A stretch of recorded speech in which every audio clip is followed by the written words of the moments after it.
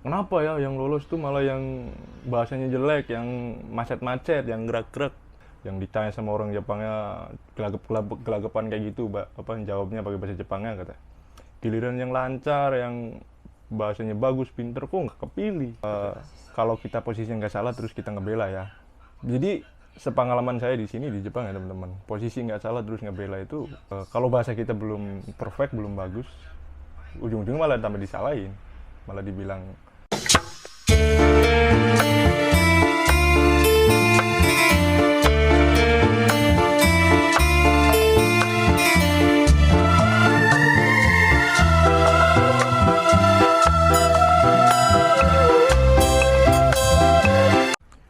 Halo, assalamualaikum warahmatullahi wabarakatuh.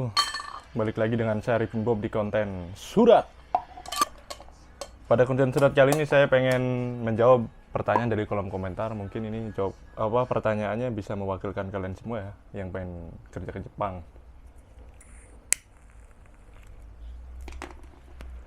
Jadi pertanyaannya kayak gini, Bang. Cara termudah ke Jepang gimana, Bang? Saya pengen kerja di Jepang. Yang begini nih. Yang begini biasanya sering ditanya ini, gimana caranya supaya termudah ke Jepang kan? Karena udah gemes nunggu-nunggu lama. Nah, efek sampingnya besar banget nih kalau pengen cari tahu jalan termudahnya nih. Yang biasa-biasa aja, yang anggap pengen cepet-cepet aja dimakan biasanya tuh. Ada tuh sering dimakan sama oknum. Apalagi yang pengen cepet-cepet kayak gini, gampang banget ini mah diakalinnya. Duit terus tuh, duit, duit, duit, duit, duit.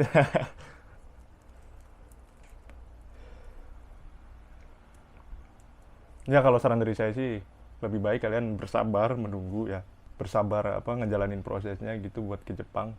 Jangan coba-coba cari jalan termudah karena resikonya pasti besar. Ini jadi keinget sama orang pengen cepet kaya gitu. Gimana caranya pengen cepet kaya? Akhirnya datang ke pesugihan gitu ya. Ya tapi kan ya tahu sendiri risikonya bakalan kayak gimana gitu kalau datang ke pesugihan.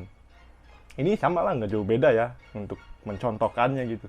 Cara supaya pengen cepet datang ke Jepang, pengen kerja ke Jepang, ya seperti itu. Kalau kalian kaya sih bisa jalan-jalan gitu ya ke Jepang, jadi nggak kerja nanti. Kurang lebih seperti itu ya kalau pengen cari jalan tercepat tuh ya, kalau bisa jangan.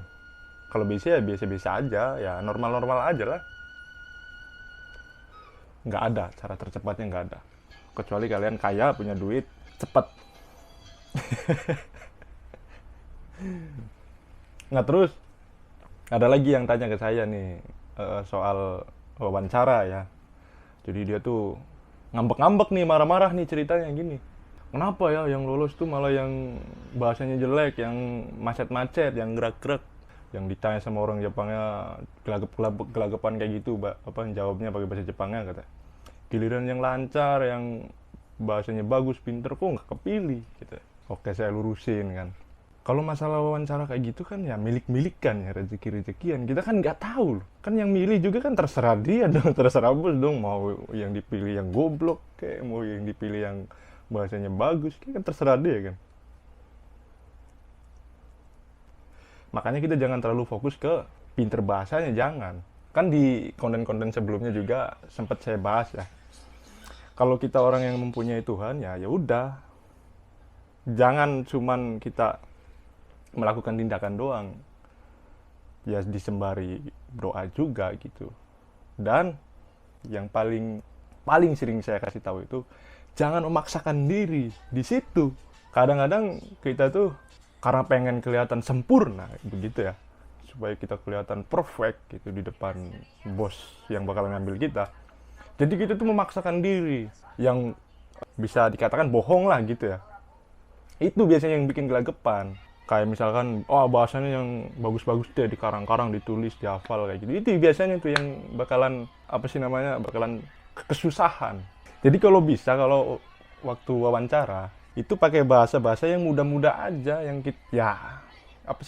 santai aja gitu loh. Jangan, wah ini saya pengen main set nih, pengen wawancara, wah panik segala macem. Terus kita tuh berharap dipilih, bla bla bla. Nggak usah. Santai aja, jangan terlalu saya ini bakal kepilih nih, saya kepilih nih pasti nih. Yang lain kan bahasanya jelek, saya mau bagus nih, kepilih nih gitu. udah pede banget gitu ya. Itu biasanya yang bakalan jadi nyesel, bakalan marah-marah, kenapa yang lain bahasanya jelek kok mereka yang kepilih, padahal saya udah tiap hari nih latihan terus nih, latihan. Padahal di situ ya sebenarnya kalian lagi diuji gitu. Semampu apa kalian bakalan bisa menerima keadaan itu gitu loh. Jadi kalau orang yang percaya, oh saya kalau pilih ya memang udah rezeki saya nih, kalau nggak kepilih ya udah nanti ngikut lagi, di lapang dada aja. Biasanya yang kayak gitu tuh biasanya, yang setel selengean aja tuh biasanya yang kepilih tuh, yang kayak besok wawancara, oh ya udah saya emang ngikut aja lah, iseng-iseng biasanya kayak gitu ya, ngikut aja lah, bukan dengan pede sih, maksudnya dengan tenang dia, dengan santai, nggak gerasak kerusuk. Biasanya yang kayak gitu tuh yang kepilih biasanya ya. Jadi nggak perlu marah-marah ya, kalau yang lain kepilih ya udah nggak usah marah, oh yang lain jelek ini nggak usah, kan kita kan nggak tahu kelebihan dia gitu di mana gitu. Mungkin di bahasa dia jelek, tapi kan ada sisi lain yang mungkin bikin bos yang memilih itu kan, wah ini di mata dia itu bercahaya banget gitu. Jadi kita nggak perlu iri, nggak perlu sakit hati lah, biasa aja. Tapi kan saya udah nunggu lama banget. Saya ini paling senpai, saya Ichibang senpai. Ichibang senior, katanya paling senior saya di sini. Kelera malah yang kepilihnya yang baru-baru masuk katanya, baru berapa bulan pilih malah bisa diterbangin malah kepilih gitu. Ya namanya rezeki, ya namanya hoki kan, yang nggak tahu gitu. Jadi nggak perlu marah-marah, santai aja. Jangan mikirin orang lain, fokus aja sama diri sendiri gitu. Dapur orang lain, dapur orang lain. Dapur kalian ya dapur kalian, dibenahi begitu. Jangan ngurusin dapur orang lain. Jadi buat yang nonton konten surat pasti sudah paham ya. Maksudnya udah paham banget. Jadi kita tuh jangan apa ya, dikit-dikit sakit hati, dikit-dikit baper gitu. Jangan. Ada orang yang jujur, bilang jujur, tiba-tiba langsung sakit hati. Waduh, sakit hati. Padahal kan ya namanya orang jujur kan ya memang seperti itu gitu loh aslinya. Cuman kan karena kita nggak mau ekspektasi kita, apa sih, bayangan kita hancur gara-gara kejujuran itu kan, akhirnya kan sakit hati. Wah. Nah terus ada info lagi, akhir-akhir ini di Jepang juga banyak yang meninggal ya teman-temannya. Ada yang meninggal gara-gara kepanasan, dehidrasi, ada yang meninggal gara-gara kecelakaan, jatuh dari mobil kalau nggak salah ya yang saya dengar ya.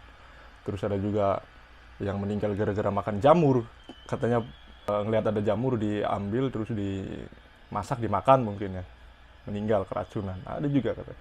Akhir-akhir ini memang turut berduka cita banget ya, banyak yang meninggal ini. Mudah-mudahan ya keluarga yang berduka cita ini bisa dilapangkan dadanya, bisa menerima keadaan dan mengikhlaskan buah hatinya yang sudah meninggal ini. Buat semua yang nonton konten surat, bisa memberikan doa untuk kawan-kawan kita yang meninggal di Jepang ini. Mudah-mudahan amal ibadahnya, perbuatan baiknya bisa diterima di sisi Tuhannya. Balik lagi ke tema.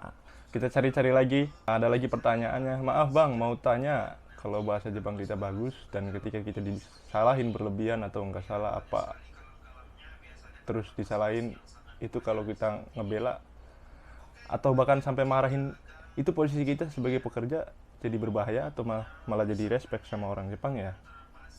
Oh mungkin ini kalau kita posisi nggak salah terus kita ngebela ya.